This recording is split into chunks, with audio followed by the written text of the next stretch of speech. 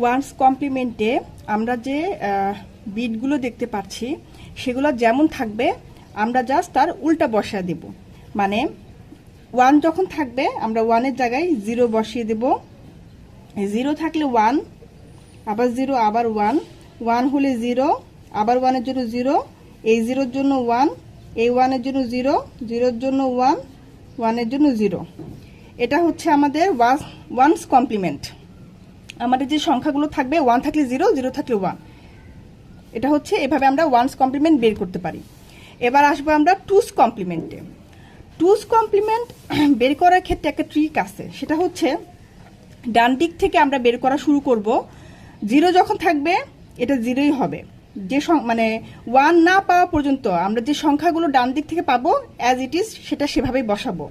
তারপর যখন আমরা 1-এ যাব, 1 পেলে 1ই বসবে। দেন 1 পাওয়ার পরে 1-এর আগে যে সংখ্যাগুলো থাকবে সেগুলা উল্টা হয়ে যাবে, অর্থাৎ 1-এর পরে যে সংখ্যাগুলো থাকবে এখানে ডান দিক থেকে শুরু করার পরে যদি আমরা 1 পাই, 1-এর আগে যে সংখ্যাগুলো থাকবে সেক্ষেত্রে 0 পেলে সেটা 1 হয়ে যাবে, অ্যান্ড 1 পেলে সেটা 0 হয়ে যাবে।